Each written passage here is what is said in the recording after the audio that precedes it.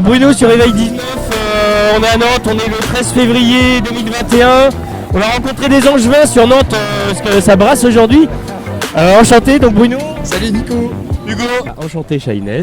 Alors aujourd'hui on est à Nantes pour se rassembler pour un événement qui s'appelle Rage de l'art. Donc c'est une manifestation pour l'art. Et c'est pas le seul rassemblement qu'il y a aujourd'hui à Nantes. Il y en a une autre pour notamment la mascarade, donc la teuf qu'il y a eu en Bretagne au Nouvel An. Donc pour défendre aussi les gens qui se sont fait arrêter ce jour-là. J'ai été interpellé par ta pancarte, ton prénom c'est Benoît. Benoît. Nous faisons connaissance avec Michaela. Je me suis dit qu'il était temps de se protéger en tant que citoyen pas d'accord avec tout ça. Donc c'est un acte artistico-symbolique. Au début je voulais inscrire tout ce que j'avais à redire. Puis je me suis dit que j'allais pas avoir la place, que ça allait être complètement illisible de faire non, ça et non, et ça non plus, et ça non plus. Donc j'ai inversé le propos et je me suis dit mais qu'est-ce que tu veux vraiment? Donc on a tolérance, éveil, conscience, justice, dignité, respect, soutien, soin, responsabilité, partage et paix et amour. Je suis plutôt un gars du cirque, à Quai des Chapes à Nantes, et puis comme plein de collègues aujourd'hui, et puis surtout même depuis des mois et des mois, parce qu'en fait là il y a le Covid, il y a les histoires de la culture, mais bon ça remonte à longtemps de défendre nos droits entre guillemets. On voit bien comment se passent toutes les manifs. On se fait nasser en 2 secondes. Ils empêchent les gens de repartir, les gens qui sont pacifiques. Ils mettent la pression pour pouvoir après dire « Ah, vous voyez, ils étaient agressifs. » C'est juste humain de ne pas vouloir souffrir pour rien. Après, face à la violence de l'État, puisque moi je le considère extrêmement violent, c'est difficile de trouver un biais efficace en fait. Moi je ne suis pas partisane de violence, je suis partisane de la poésie et de l'amour. Après ça peut prendre tout type de forme, hein. On a tous des cœurs à ouvrir et à partager avec les autres, quoi, en fait. Je pense que c'est là la clé. Il n'y a pas de loi qui peut empêcher ça, de toute façon. Ah, le cœur, tant qu'il bat, il battra, quoi, hein. Donc, l'espoir meurt en dernier. On va dire que ça avance pas. Après, encore une fois, il y a des intermittents qui vont s'en sortir et d'autres non. Ça a surtout resserré, on va dire, les moyens d'accession à l'intermittence. Ou de reconduction pour certains, selon les secteurs. Parce qu'en fait, on n'est pas tous égaux là-dessus. Même si on ne peut plus faire de spectacle devant du public, il y en a qui peuvent encore bosser. Par exemple, tu vois, la vidéo, plein de choses, quoi. Du coup, ça va faire des grosses discordances, entre guillemets. Et c'est pour essayer de ne pas laisser de copains sur le bord de la route, quoi. Moi j'ai l'impression que tout est lié à la culture, bien que ce ne soit pas forcément le cas, mais là aujourd'hui c'est vraiment côté culture quoi, comme manifestation. On dit la rage de l'art, mais les gens sont plus artistes qu'énervés, on dirait. Les gens sont bien là aujourd'hui. Ouais, les gens sont plutôt heureux, on voit des danseurs, des circassiens, des musiciens. Tout le monde a l'air d'être heureux d'être là et de positivement dire les choses un petit peu. Le ras-le-bol, mais d'une façon positive, quoi. Voilà, comment vous sentez ce monde et comment vous essayez d'œuvrer. On n'a pas envie de devenir fou, donc je crois la solidarité, l'amour, le partage toujours. Et puis pas rester chez soi, être avec les gens, continuer de faire la fête, continuer de vivre et d'être ensemble en fait. Hein. Le meilleur vaccin c'est l'amour. Bah oui, voilà, pareil, le fait que la distanciation sociale, c'est tout ce qui est en train de nous perdre en fait. Et donc ce qui est important, c'est de se rassembler, c'est d'arrêter de croire qu'une petite maladie va nous décimer et se rappeler que l'histoire nous a montré bien d'autres défis par le passé et qu'on a largement surpassé tout ça et que tout ça, c'est vraiment beaucoup plus de manipulation que de vrais problèmes. J'ai décidé que vu que c'était trop le bazar, si je peux me permettre, dans la société française et tous ces trucs, tu vois, j'ai décidé que travaillerai dans quelque chose que j'aime, tu vois, qui m'intéresse. Et puis je vais faire assez d'argent pour pouvoir profiter du truc, rencontrer des cultures, découvrir, savoir et connaître. Parce que c'est pas en travaillant H24 que je vais savoir ça, tu vois. Ça t'enrichit, mais quand tu acquiers, entre guillemets, des techniques, tu vois, après tu le sais, il faut découvrir d'autres trucs. C'est dur pour tout le monde, hein, donc chacun ses petites astuces. Moi, c'est la créativité, je crois. Voilà. C'est bien parce qu'aujourd'hui c'est Rage de l'art, entre autres. Oui, c'est pour ça que je suis là. Ouais. On a la rage, mais on a plus de paix d'amour que de colère alors. Eh ben, l'amour vaincra. Je pense que c'est la plus grande source d'énergie qu'on a à disposition. Il est temps de vraiment piocher dedans pour inverser les choses. Il faut que les gens se réveillent alors. Oui, il est temps.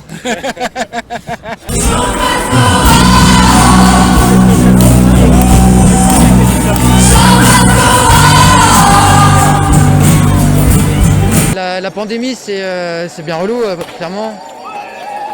L'année dernière, nous, on a eu la chance de pouvoir jouer un peu. Il y en a qui n'ont pas du tout pu jouer. Il y a plein de projets qui étaient en train de naître ou qui allaient sortir, qui sont un peu morts dans l'œuf par rapport à des festivals de diffusion et tout ça.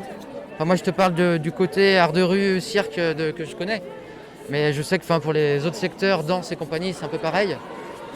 Et que si t'es pas solide avec un peu d'expérience et dans du collectif, il y a vraiment une manière de baisser les bras et c'est aussi pour ça qu'il faut être présent sur ce genre de manif. C'est pour montrer qu'on est ensemble et qu'on est solidaire. Tu n'as pas l'air trop paniqué par l'épidémie. Non, ça va. Moi, je vis bien, c'est relatif, mais j'en ai pas peur en tout cas. Oui, oui.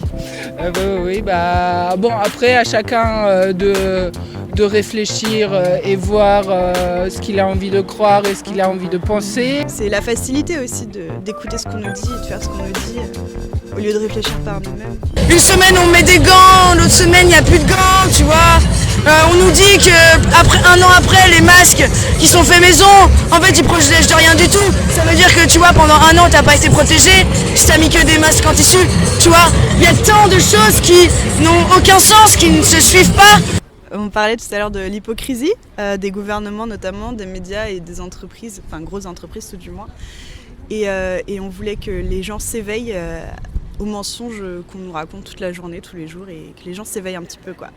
Moi, ce que je me dis, c'est que soit on penche dans la peur, on avale le discours paranoïaisant ambiant et on fait plus rien d'autre, soit on essaye de trouver du courage pour y retourner. Avoir peur, c'est toujours simple parce que la peur, elle s'auto-alimente. Après, ça tourne joliment en boucle.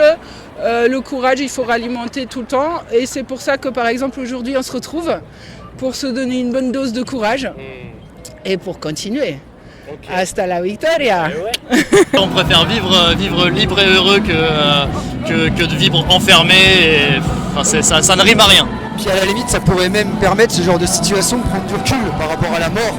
La mort, c'est un sujet tabou dans notre société, alors que là, on nous met face à la mort comme si elle arrivait d'une manière sûre et certaine. Non, la mort, elle fait partie du quotidien, elle fait partie de la vie. Et un jour ou l'autre, ça va nous tous nous arriver. Il vaut mieux prendre du recul et de la force face à ça, plutôt que de s'abattre et de s'isoler comme le veut le gouvernement.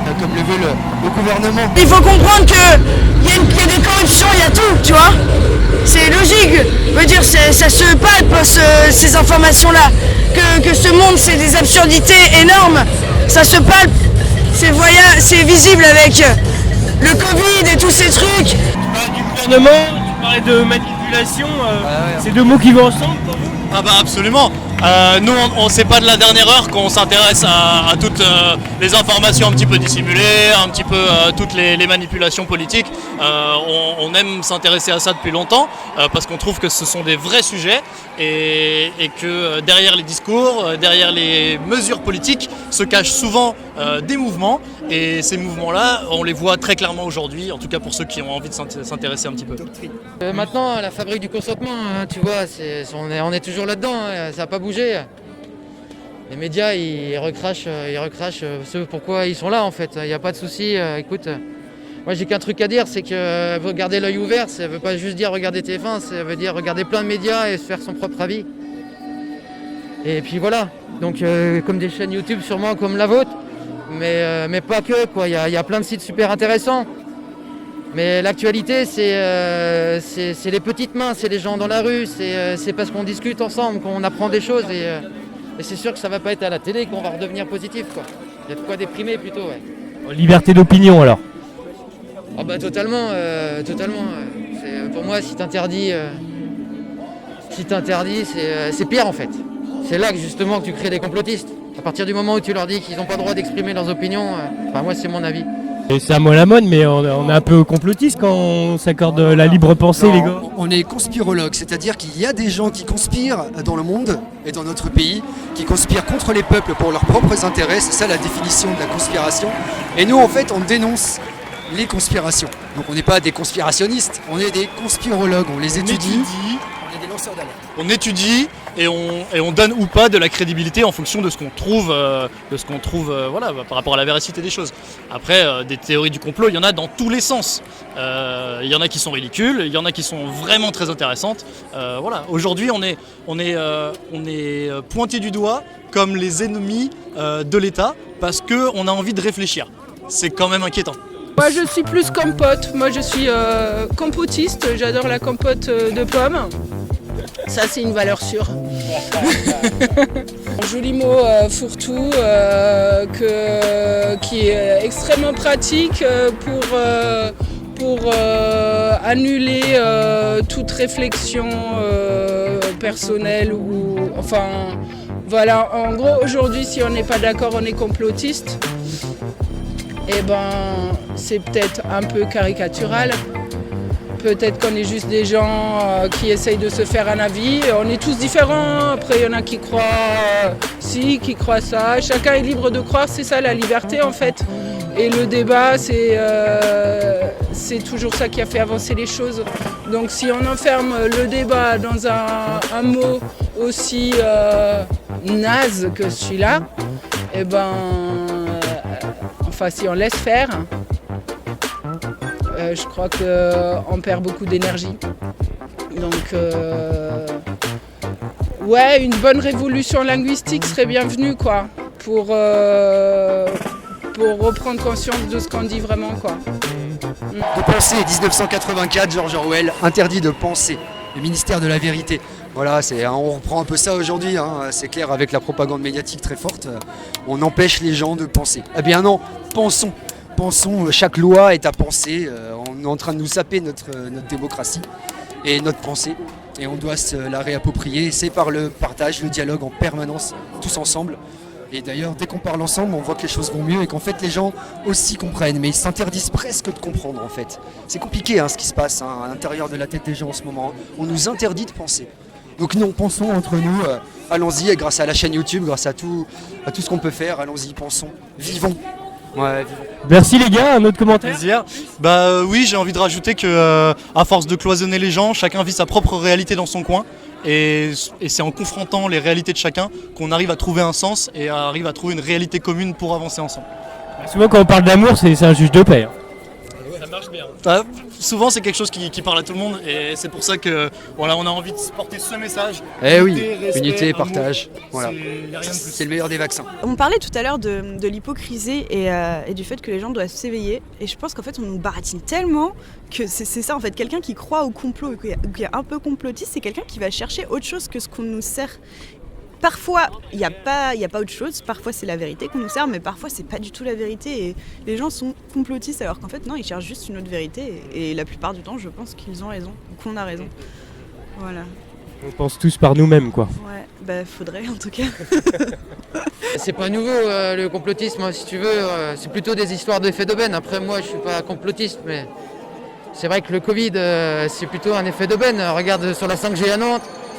Regarde sur plein de chantiers, c'est hallucinant ce qui se passe. Là, tu vois, on a arrêté avec la ZAD à Notre-Dame, mais il se passe que maintenant, il y a des histoires de méthaniseurs à Corpé-sur-Logne, à Nozay, qui sont des gros trucs, des carrières à Concreuil, c'est des petits bleds, mais qui souffrent de ce monde dans lequel on vit, en fait, tout simplement. Et comme par hasard, si tu veux, on est tous chez soi à 18h, masqués en journée, on se voit plus.